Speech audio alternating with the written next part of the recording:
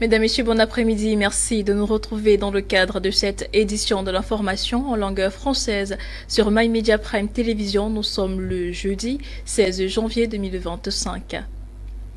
Le secrétaire général du comité central du Rassemblement démocratique du peuple camerounais, Jean Kuete, dans une correspondance rendue publique ce 14 janvier 2025, met en garde toute personne ayant une logique de déstabilisation à l'égard du président de la République, son Excellence Paul Biya, par ailleurs président national du dit parti politique. Le regard, c'est avec Jean-Paul Kébin dans ce reportage. Depuis l'entrée de la nouvelle année 2025, suite au traditionnel message à la nation du chef de l'État du 31 décembre dernier, l'on observe de nombreuses spéculations sur le plan national, une fébrilité affolante des acteurs politiques et sociaux de tous bords qui se caractérisent par la recrudescence des discours haineux, diaboliques et mensongers visant au dénigrement de la personne du président de la République. Au discrédit du gouvernement et des institutions, notamment celles qui sont impliquées dans le processus électoral, à la production des messages de déstabilisation, à la diabolisation du RDPC et de son président national en sa qualité de candidat statutaire du parti à l'élection du président de la République. Face à cet état des choses, le secrétaire général du comité central du RDPC, Jean Kuete, se réjouit du sens élevé de discernement et de responsabilité ainsi que de la maturité politique de l'ensemble de nos compatriotes, surtout les jeunes qui constituent les cibles privilégiées de toutes les manipulations. À travers un communiqué datant du 14 janvier 2025, le secrétaire général du comité central rassure et confirme que le RDPC poursuivra mieux que par le passé, fort de son sens élevé de responsabilité et de confiance renouvelée, à porter les ambitions et les espoirs du peuple camerounais dans un monde de plus en plus incertain, où la faillite et l'échec cuisant de l'amateurisme sont quotidiennement observés. À la suite de cet élément signé Jean-Paul Kébin, mesdames, messieurs, parlons du mouvement d'humeur des populations de la ville de Bafoussam dans la région de l'ouest du pays. C'était ce mardi 14 janvier 2025. Unanimement, ils disaient non à l'expansion de l'aéroport de Bamongom. Des précisions avec Inès Mingue et Alexis Bemo.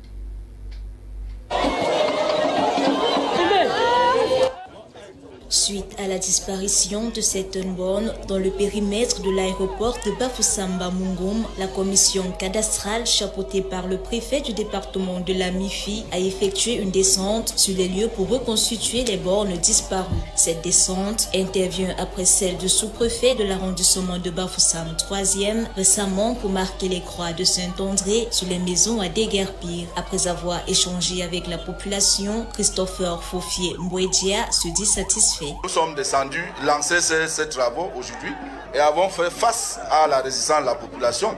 Nous avons échangé, nous les avons écoutés et nous avons demandé que ces populations, n'est-ce pas, puissent mettre par écrit toutes leurs récriminations pour qu'on essaye de voir quelles sont les nouvelles pistes en ce qui concerne ce projet qui nous tient à cœur. C'est en grande pompe que les habitants du quartier Wong sont sortis avec des pancartes pour exprimer leur ras-le-bol. En effet, ils ont esquissé les pas de danse des guerriers sous la tutelle de Sa Majesté Moumbe Fotio Mitterrand, roi des Bamongom, pour émettre le vœu de voir toutes les parties prenantes autour d'une table pour revoir les indemnités de ceux qui avaient cédé leurs terres et se recaser dans les environs. Aujourd'hui, le même scénario se répète.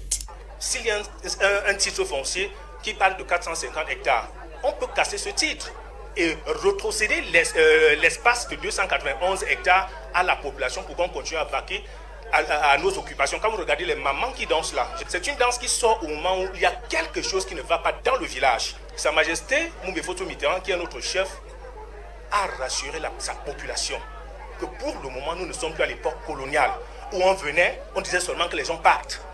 Il faut qu'on respecte les lois sur l'expropriation foncière. Ce n'est que ce qu'on demande. Est-ce qu'on peut faire un recensement en un jour?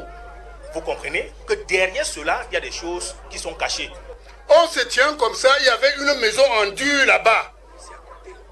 Le gouverneur du temps, le militaire, les policiers, les gens, ils sont venus avec les engins casser la maison.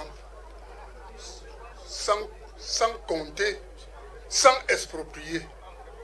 L'expropriation devait commencer à partir d'ici, même sur la route là. Quand on détruisait la route pour faire la route de l'aéroport, on n'avait payé personne. Il est à noter qu'une association a été créée par les riverains depuis 1991 pour expliquer à la population comment vivre autour d'un aéroport.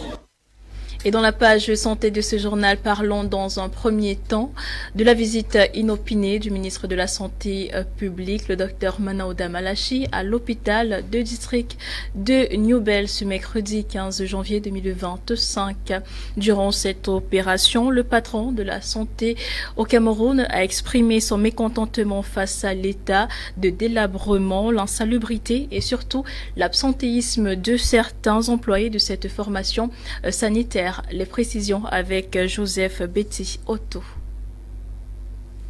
Peinture défraîchie, hygiène et salubrité générale du site laissant à désirer, drapeau délavé et déchiré, c'est dans cette atmosphère d'insalubrité qu'a été accueilli ce mercredi 15 janvier 2025 le docteur Manaouda Malachi, ministre de la Santé publique du Cameroun, à l'hôpital des districts de Newbel à Douala, dans la région du littoral. Dès son arrivée dans cette formation sanitaire, le chef du département de la santé du Cameroun n'a pas manqué à manifester sa stupéfaction et son mécontentement face à la mauvaise tenue des lieux.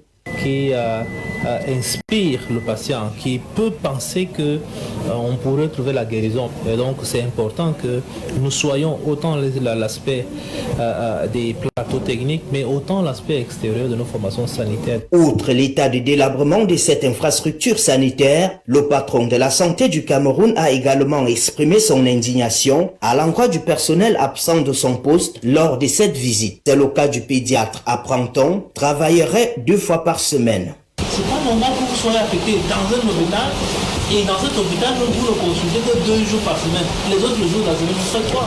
J'avais même posé au premier délégué. J'aimerais avoir un deuxième pédiatre. 32 jours d'absence, c'est la révocation. Donc si vous voyez dans votre hôpital quelqu'un qui n'est pas là 1 jour, 2 jours, vous devez déjà signaler.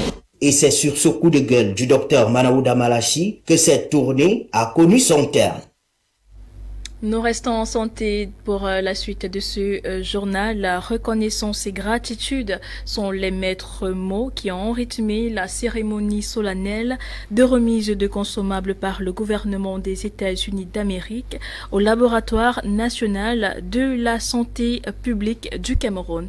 Une cérémonie présidée par le docteur Manaouda Malachi ce 16 janvier 2025 d'une valeur estimée à plus de 63 millions de francs CFA.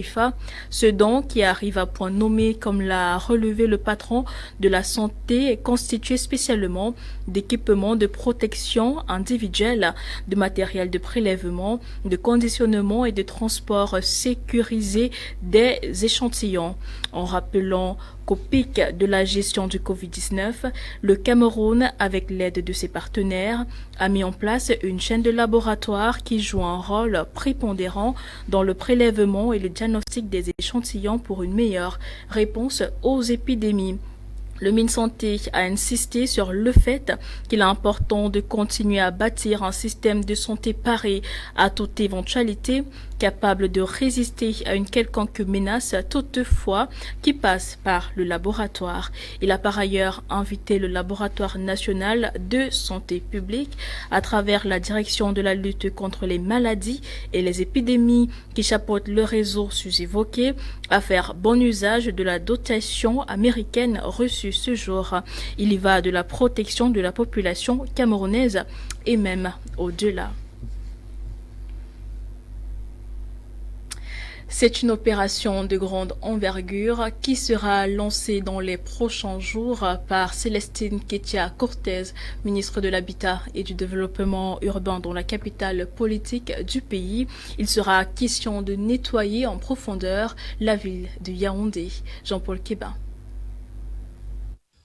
Face à l'insalubrité grandissante qui a envahi les rues de Yaoundé, le ministre de l'Habitat et du Développement urbain, Célestine Ketia Cortez, prévoit en ce début d'année et dans les prochains jours de lancer une opération coup de poing visant à lutter efficacement contre l'insalubrité et la situation des poubelles dans la ville de Yaoundé. Dans les divers quartiers de la cité capitale, le constat est alarmant. Montagne de poubelles qui rivalisent quelquefois avec la chaussée. Des tas d'immondices accrus observés, cette situation devenue intolérable pour les habitants a nécessité une action urgente et vigoureuse. Consciente qu'une opération coup de poing ne peut résoudre le problème de l'insalubrité sur le long terme, les mesures structurelles sont annoncées. Elles comptent notamment adjoindre au maire d'arrondissement de la capitale d'organiser des ramassages réguliers dans les quartiers pour les impliquer davantage dans la gestion de la salubrité, en particulier la précollecte des ordures ménagères, le curage des caniveaux et le nettoyage. Cette opération symbolise la volonté du gouvernement camerounais de lutter contre l'insalubrité et de redonner aux habitants de Yaoundé un cadre de vie agréable. Elle pourra réussir si l'implication de tous et si chacun prend sa part de responsabilité. Et Yaoundé pourra alors redevenir une ville propre et accueillante. En nécrologie, Abouem Atchoui David, administrateur civil principal n'est plus de ce monde, né le 15 janvier 1944 à Kribi, il a occupé successivement les postes suivants: SG du ministère du Plan et de l'Aménagement du Territoire, SG du ministère de l'Économie et du Plan et SG des services du Premier ministre à partir du 17 juillet 1975. Puis le 8 septembre 1976, il est nommé gouverneur de la région du Nord-Ouest avant d'occuper le même poste dans la région du Sud-Ouest. Le 4 février 1984, il est nommé SG à la présidence de la République. Puis, du 24 août 1985 au 21 novembre 1986, il est ministre de l'Enseignement supérieur et de la Recherche scientifique. Il quitte la scène à l'âge de 81 ans. Nous y reviendrons.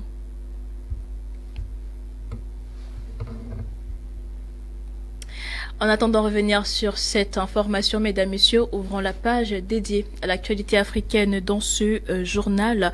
Rendons-nous dans un premier temps en Afrique de l'Ouest où au moins 200 orpailleurs illégaux ont été arrêtés. Près de 200 arrestations, vous l'avez compris, saisis de produits chimiques dangereux, d'explosifs et de drogues. C'est le résultat d'une opération contre l'exploitation illégale de l'or menée au Burkina Faso, en Gambie, en Guinée et au Sénégal. L'information a été annoncée mardi par Interpol qui a coordonné l'opération de la police ouest-africaine baptisée SANU. Le ministère de l'Intérieur du Royaume-Uni a également joué sa partition. L'initiative a permis de mettre à jour les vastes réseaux à l'origine de cette pratique illicite. L'action de la police ouest-africaine a aussi marqué une première dans la lutte contre l'extraction illégale de sable en Gambie, alors que l'extraction de sable est devenue une menace croissante, dévastant les écosystèmes locaux et les moyens de subsistance. Et en République démocratique du Congo, 3 Chinois ont été condamnés à 7 ans de prison pour exploitation minière illégale. 3 citoyens chinois ont été condamnés mardi dernier à 7 ans de prison et à une amende de $600,000 pour avoir exploité illégalement des ressources minières en République démocratique du Congo.